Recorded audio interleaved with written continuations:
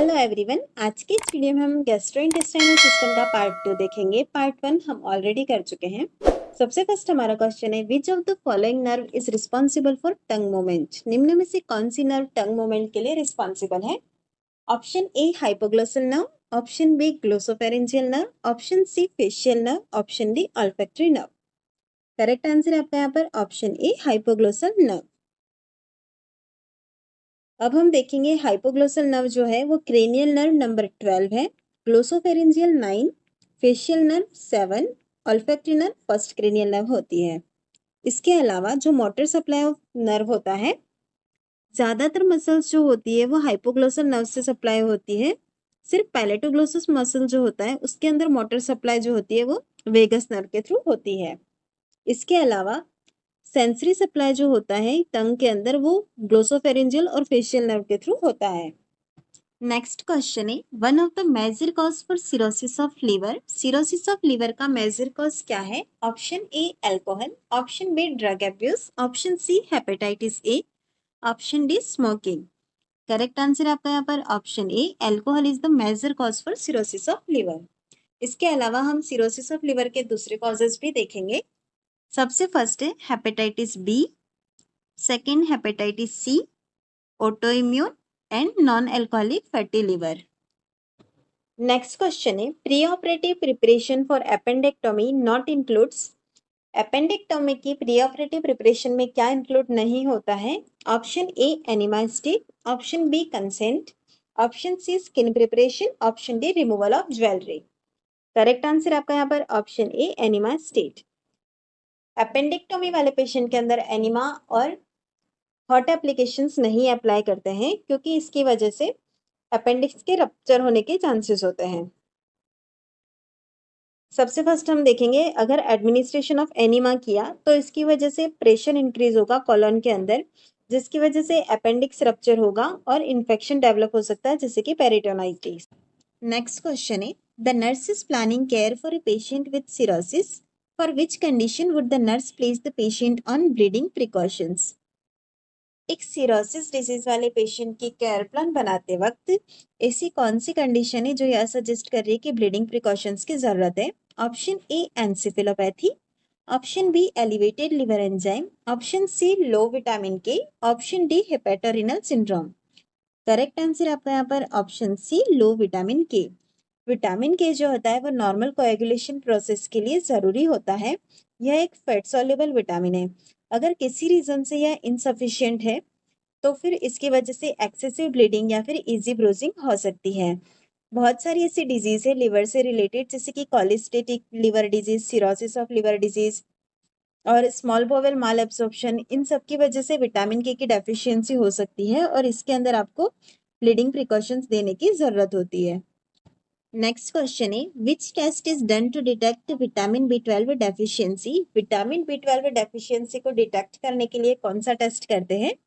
Option A stick test, option B Schilling test, option C sickling test, option D stiller test. Correct answer है आपका यहाँ पर option B Schilling test. Vitamin B12 जो होता है उसके एब्जॉर्प्शन के लिए इंट्रिंसिक फैक्टर बहुत जरूरी होते हैं। अगर विटामिन B12 की कमी है तो इसकी वजह से पर्निशियस एनीमिया डेवलप हो सकता है। अब यहाँ पर स्टिलिंग टेस्ट आया है जिसका दूसरा नाम है विटामिन B12 एब्जॉर्प्शन टेस्ट। यह टेस्ट जो होता है आप विटामिन B12 नॉर्मली एब्जॉर्ब हो रहा है या नहीं यह आइडेंटिफाई करने के लिए कर सकते हैं। नेक्स्ट क्वेश्चन है, which of this is not an investigation for dysphagia. निम्न में से कौन सा डिस्फेजिया का इन्वेस्टिगेशन नहीं है? Option A oesophageal manometry, option B barium swallow, option C endoscopy, option D colonoscopy. Correct answer है आपका यहाँ पर ऑप्शन डी कोलोनोस्कोपी। हमारे पास यहाँ पर कंडीशन दी गई है, पेशेंट को डिस्फेजिया है, मीन्स उसे डिफिकल्टी इन स्वेलोइंग है। इसके इन्वेस्टिगेशन के लिए कोलोनोस्कोपी जिसके अंदर की विजुअलाइजेशन ऑफ द कॉलन होता है यूजफुल नहीं है। इसके अलावा बाकी के तीनों टेस्ट जो होते हैं वो डिस्फेजिया की कंडीशन को डायग्नोस करने के लिए हेल्पफुल है। डिस्फेजिया जो होता है वो 4 प्रकार का होता है। एक होता है ओरोफेरिंजियल डिस्फेजिया, दूसरा है इसोफेजियल डिस्फेजिया, तीसरा इसोफेगोगैस्ट्रिक डिस्फेजिया, फोर्थ है पैराइसोफेजियल डिस्फेजिया। नेक्स्ट क्वेश्चन है which food stay for the maximum duration in stomach. कौन सा फूड स्टमक के अंदर मैक्सिमम ड्यूरेशन तक रुकता है। Option A carbohydrate, option B protein, option C vitamin, option D fat. Correct answer आपका यहाँ पर ऑप्शन डी फैट। फैट जो होता है वो मैक्सिमम ड्यूरेशन तक स्टमक के अंदर स्टे करता है। इसके बाद सेकंड नंबर पे आएगा प्रोटीन और फिर आता है कार्बोहाइड्रेट्स। कार्बोहाइड्रेट जो होते हैं वो हमारी बॉडी को इंस्टेंट एनर्जी प्रोवाइड करते हैं। नेक्स्ट क्वेश्चन है location of McBurney's point is. Option A midway between umbilicus and anterior superior iliac spine on the right side. Option B, midway between umbilicus and anterior superior iliac spine on left side. Option C, midway between umbilicus and pubic symphysis. Option D, midway between umbilicus and coccyx. Correct answer आपका यहाँ पर option A midway between umbilicus and anterior superior iliac spine on the right side. McBurney point जो होता है वो आपको right side देखने को मिलेगा, लेफ्ट साइड नहीं। नेक्स्ट क्वेश्चन है pepsinogen in the stomach is secreted bye.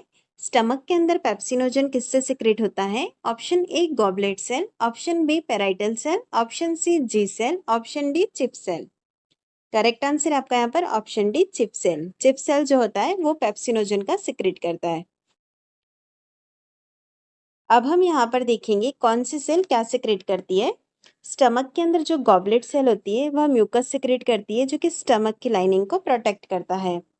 Parietal cell gastric acid hydrochloric acid को सिक्रेट करती है। चिप सेल पेप्सिनोजन को सिक्रेट करती है जो कि प्रोटीज प्रीकर्सर है। डी सेल्स के थ्रू सोमेटोस्टेटिन सिक्रेट कर होता है जो कि इनहिबिट करता है एसिड सिक्रेशन को। जी सेल गैस्ट्रिन को सिक्रेट करती है, it stimulate acid secretions. Next question है absence of bowel sounds and abdominal distension after abdominal surgery indicates. Abdominal surgery के बाद बॉवेल साउंड एब्सेंट है और एब्डोमेन डिस्टेंशन है, ऐसी कंडीशन क्या इंडिकेट कर रही है। Option A haemorrhage, option B paralytic ileus, option C interception, option D flatulence. Correct answer आपका यहाँ पर option B paralytic ileus. Paralytic ileus के अंदर आपको बॉवेल साउंड एब्सेंट मिलेगी और एब्डोमेन भी डिस्टेंशन मिलेगा। पैरालिटिक इलियस एक ऐसी डिजीज है जिसके अंदर इंटेस्टाइनल ब्लॉकेज होता है in the absence of an actual physical obstruction. Next question है a client has a suspected duodenal ulcer, what should the nurse expect the client to report when describing pain associated with this disease. एक client है जो कि suspected है duodenal ulcer के लिए, इस patient के अंदर पेन के लिए जो डिस्क्रिप्शन है उसके अंदर नर्स क्या एक्सपेक्ट करेगी। Option A pain radiate to left side, option B pain relieved by food, option C an intermediate colicky flank pain, option D generalize abdominal pain manifested by moving. Correct answer आपका यहाँ पर option B pain relieved by food. जो भी डियोडिनल ulcer होता है उसका pen food के साथ रिलीव हो जाता है। अब हम देखेंगे गैस्ट्रिक और डियोडिनल अल्सर के अंदर डिफरेंस क्या होता है। सबसे फर्स्ट है गैस्ट्रिक अल्सर। अगर अल्सर स्टमक के अंदर है तो उसे हम कहते हैं गैस्ट्रिक अल्सर। इसका जो पेन होता है 1/2 to 1 hour आफ्टर मील देखने को मिलेगा। Pain is not relieved by food, it may cause weight loss and more likely to be malignant. Next है डियोडिनल अल्सर। डियोडिनल पोर्शन के अंदर जो अल्सर होता है उसे डियोडिनल अल्सर कहते हैं। इसका जो पेन होता है वो 2 to 4 hours आफ्टर मील देखने को मिलेगा। पेन रिलीव्ड बाय फूड और इसके अंदर मैलिग्नेंसी के चांसेस बहुत कम होते हैं। नेक्स्ट क्वेश्चन है which part of the stomach is mainly involve in malignancy. Stomach का कौन सा पार्ट मैलिग्नेंसी के अंदर मेनली इन्वॉल्व होता है। Option A cardiac region, option B pyloric region, option C greater curvature, option D lesser curvature. Correct answer होगा आपका यहाँ पर ऑप्शन सी ग्रेटर कर्वेचर। अब हम नेक्स्ट इमेज में स्ट्रक्चर ऑफ द स्टमक को देखेंगे। जैसा कि आप यहाँ पर देख रहे हैं यह वाला जो कर्वेचर है इसे हम बोलते हैं ग्रेटर कर्वेचर और ये जो कर्वेचर आपको छोटा दिखाई दे रहा है यह है हमारा लेसर कर्वेचर। ग्रेटर कर्वेचर जो होता है यहाँ पर मैलिग्नेंसी के चांसेस ज्यादा होते हैं। नेक्स्ट क्वेश्चन है urea breath test in exhaled breath is used to detect the presence of. Exhaled breath के अंदर यूरिया ब्रेथ टेस्ट जो होता है वो किसके प्रेजेंस को डिटेक्ट करने के लिए करते हैं। Option A E coli, option B H pylori, option C streptococcus, option D staphylococcus. Correct answer आपका यहाँ पर option B H pylori. H pylori जो होता है वो पेप्टिक अल्सर का पॉजिटिव ऑर्गेनिज्म है। इसे आइडेंटिफाई करने के लिए यूरिया ब्रेड टेस्ट किया जाता है। अब हम देखते हैं कि यूरिया ब्रेड टेस्ट के अंदर करते क्या है। एच पाइलोराई जो होता है वो एक एंजाइम प्रोड्यूस करता है जिसका नाम है यूरिएज। इस टेस्ट के अंदर हम पेशेंट को एक यूरिया कंटेनिंग टैबलेट को स्वेलो करने के लिए कहते हैं। अगर पेशेंट के अंदर एच पाइलोराई प्रेजेंट है तो वह जो यूरिएज एंजाइम है वो उसे अमोनिया और CO2 के अंदर कन्वर्ट कर देगा। और यह जो CO2 है हम एक्सहेल्ड एयर के अंदर मेजर कर सकते हैं। अगर CO2 का लेवल ज़्यादा है means H pylori infection present है। नेक्स्ट क्वेश्चन है, inflammation of the tongue is known as. Tongue का इन्फ्लामेशन क्या कहलाता है? Option A gingivitis, option B stomatitis, option C glossitis, option D parotitis. Correct answer आपका यहाँ पर option C glossitis. Glossitis is an inflammation of the tongue. Gingivitis is an inflammation of the gum. Stomatitis, inflammation of the mucous membrane in the mouth. Glossitis, inflammation of the tongue. Parotitis is an inflammation of the parotid glands. Next question है, fecal occult blood test used to find out present of। fecal occult blood test किसके present को find out करने के लिए करते हैं? Option A CSF with blood, option B peritoneal fluid with blood, option C synovial fluid with blood, option D stool with blood. Correct answer होगा आपका यहाँ पर option D stool with blood. Faecal occult blood test जो होता है वो stool के अंदर ब्लड प्रेजेंट है या नहीं ये आइडेंटिफाई करने के लिए किया जाता है। नेक्स्ट क्वेश्चन है, which of the following taste sensation is found at the tip of the tongue. निम्न में से कौन सा taste sensation tip of the tongue पे पाया जाता है? Option A bitter, option B salty, option C sweet, option D sour. Correct answer है आपका यहाँ पर option C sweet. Sweet taste sensation जो होते हैं वो टंग के टिप ऑफ द टंग पे देखने को मिलते हैं। अब हम दूसरे टेस्ट सेंसेशन भी देखेंगे।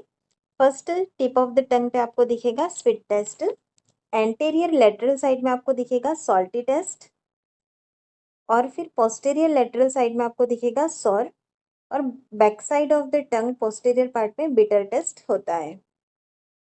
नेक्स्ट क्वेश्चन है, dumping syndrome can be prevented by. Dumping syndrome को हम किससे प्रिवेंट कर सकते हैं? Option A ambulate following a meal, option B limit the fluid taken with meal, option C sit in a high Fowler position during meal, option D eat high carbohydrate food. Correct answer है आपका यहाँ पर limit the fluid taken with meal, option B. Fluid को जो होता है मील के साथ हम लिमिटेड और डिक्रीज अमाउंट में देने के लिए कहते हैं। फॉलोइंग ए मील हम तुरंत अम्बुलेट नहीं करेंगे, हाई फाउलर पोजीशन नहीं देते, यहाँ पर लो फाउलर पोजीशन देते हैं, सो यह भी हमारा राइट आंसर नहीं होगा। और हम हाई कार्बोहाइड्रेट फूड को अवॉइड करने के लिए कहते हैं। नेक्स्ट क्वेश्चन है, when the nurse is assessing a patient who has cirrhosis of liver, which of the following finding would indicate that the patients condition is worsening. Cirrhosis of liver वाला एक patient है, उसका assessment करते वक्त कौन सी ऐसी finding है जो कि यह इंडिकेट कर रही है कि पेशेंट का कंडीशन और भी वर्स्ट हो गया है? Option A visual field loss, option B positive ब्रुजकिन sign, option C bilateral lung crepitus, option D flapping hand tremor. Correct answer होगा आपका यहाँ पर option D flapping hand tremors. Next question है, which electrolyte imbalance is not present in liver cirrhosis. कौन सा electrolyte imbalance है जो कि लिवर सिरोसिस के अंदर प्रेजेंट नहीं होता है? Option A hypoalbuminaemia, option B hyponatraemia, option C hyperkalaemia, option D hypokalaemia. Correct answer है आपका यहाँ पर ऑप्शन सी हाइपरकेलेमिया। हाइपरकेलेमिया की कंडीशन हमें लिवर सिरोसिस के अंदर देखने को नहीं मिलती है। हाइपोएल्बुमिनेमिया की बात करते हैं, यहाँ कंडीशन हमें लिवर सिरोसिस दी गई है जिसके अंदर हिपैटिक सेल्स जो होती है वो डैमेज हो जाती हैं, और इसकी वजह से हाइपोएल्बुमिनेमिया डेवलप होता है क्योंकि लिवर प्लाज्मा प्रोटीन नहीं बना पाता है, उसकी वजह से एसाइटिस भी होता है। इसके अलावा सोडियम और पोटेशियम जो होता है उसका लेवल डिक्रीज होता है, पोटेशियम का लेवल इंक्रीज नहीं होता है। नेक्स्ट क्वेश्चन है, which of the following type of hepatitis associated with tattoos. निम्न में से कौन सा हेपेटाइटिस है जो कि टैटूज के साथ फैलता है? Option A hepatitis A, option B hepatitis C, option C hepatitis D, option D hepatitis E. Correct answer है आपका यहाँ पर option B hepatitis C. Next question है, a patient is admitted with the complain of pain abdomen, assessment finding revealed tenderness at McBurney's point. Which of the following additional laboratory finding is suggestive of appendicitis in this patient? एक patient admit हुआ है जिसकी complain है pen abdomen. जब उसका assessment किया तो reveal हुआ कि उसे टेंडरनेस है मैकबर्नीस पॉइंट पे, जो कि इंडिकेट कर रहा है कि अपेंडिसाइटिस हो सकता है। निम्न में से कौन सी ऐसी लेबोरेटरी फाइंडिंग है जो कि ये सजेस्ट करेगी कि अपेंडिसाइटिस की प्रोबेबिलिटी है? Option A WBC of 13,000, option B RBC of 4.7 million, option C platelet count of 2,50,000, option D all of above. Correct answer आपका यहाँ पर ऑप्शन ए WBC ऑफ 13,000। यहाँ पर WBC काउंट इन्फेक्शन की वजह से एलिवेट हुई है, RBC और platelet count within normal limits है। नेक्स्ट क्वेश्चन है, absence in the presence of hydrochloric acid in the stomach is known as. Hydrochloric acid अगर स्टमक के अंदर एब्सेंट है तो इससे क्या कहते हैं? Option A achlorhydria, option B hypochlorhydria, option C hyperchlorhydria, option D insomnia. Correct answer आपका यहाँ पर ऑप्शन ए एक्लोरहाइड्रिया। एक्लोरहाइड्रिया का मतलब होता है absence of HCl, hypochlorhydria means decrease amount of HCl, hyperchlorhydria means increase amount of HCl, insomnia का मतलब है lack of sleep. Next question है हमारा, dumping syndrome is a complication of.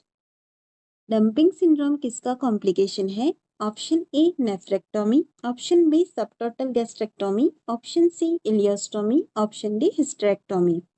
Correct answer है आपका यहाँ पर option B subtotal gastrectomy. Dumping syndrome के अंदर ग्रुप ऑफ सिम्टम्स होते हैं जैसे कि weakness, abdominal discomfort, rapid bowel evacuation etcetera. और यह जो होता है हमें गैस्ट्रिक सर्जरी के अंदर कॉमनली देखने को मिलता है। नेक्स्ट क्वेश्चन है हमारा, which of the following is a manifestation of pyloric stenosis. निम्न में से कौन सा क्लिनिकल मैनिफेस्टेशन है पाइलोरिक स्टेनोसिस का? Option A projectile vomiting, option B steatorrhoea, option C tenesmus, option D regurgitation. Correct answer आपका यहाँ पर option A projectile vomiting. Projectile vomiting main clinical manifestation है पाइलोरिक स्टेनोसिस का। इसके अंदर जो वॉमिटिंग होती है वो फोर्सफुल इजेक्शन होता है। नेक्स्ट क्वेश्चन है, the common route of transmission of hepatitis A is. Hepatitis A के ट्रांसमिशन का कॉमन रूट क्या है? Option A by blood transfusion, option B orofaecal route, option C by sexual intercourse, option D by droplets. Correct answer आपका यहाँ पर option B orofaecal route. Hepatitis A और hepatitis E ये दोनों ही ओरल फिकल रूट से transmit होते हैं। इसके अलावा हेपेटाइटिस बी, हेपेटाइटिस सी और हेपेटाइटिस डी यह तीनों ही ब्लड या ब्लड प्रोडक्ट से, सेक्सुअल इंटरकोर्स से या फिर नीडल प्रिक इंसिडेंट से ट्रांसमिट होते हैं। नेक्स्ट क्वेश्चन है, use of lactulose in hepatic encephalopathy is to. Hepatic encephalopathy के अंदर लैक्टुलोज को क्यों यूज में लेते हैं? Option A increase lactase level in the blood, option B decrease serum ammonia level, option C increase the breakdown of bilirubin, option D decrease the breakdown of bilirubin. Correct answer है आपका यहाँ पर option B decrease the serum ammonia level. Next question है, laxative are not given to a patient with possible appendicitis because it. Possible appendicitis वाले patient के अंदर laxatives नहीं देते क्योंकि option A could spread infection, option B could cause constipation, option C could cause flatulence, option D could cause a rupture of appendix. Correct answer आपका यहाँ पर could cause a rupture of appendix. Laxatives जो होती हैं अगर वो हमने administer की तो उसकी वजह से इंटेस्टाइनल का मोटिलिटी इंक्रीज हो सकता है, जिसकी वजह से रप्चर ऑफ अपेंडिक्स के चांसेस बढ़ जाते हैं। नेक्स्ट क्वेश्चन है, the nurse is caring for a client who is receiving a parenteral nutrition infusion. The nurse should perform blood glucose monitoring every 6 hours to detect which complication. एक parental nutrition infusion जो patient receive कर रहा है उसकी care करते वक्त blood glucose का monitoring every 6 hourly चल रहा है, तो यह हमें क्या डिटेक्ट करने के लिए हेल्प करेगा? Option A hyponatraemia, option B hyperkalaemia, option C hypocalcaemia, option D hyperglycaemia. Parenteral nutrition infusion receive करने वाला पेशेंट में भी हो सकता है कि उसे एक्सेसिव डिलीवरी ऑफ ग्लूकोज हो जाए, तो उसे आइडेंटिफाई करने के लिए हमें ग्लूकोज मॉनिटर करना होगा। यह था आज का हमारा वीडियो गैस्ट्रोइंटेस्टाइनल सिस्टम पे। आई होप आपको यह वीडियो पसंद आया होगा। मिलते हैं नेक्स्ट वीडियो में।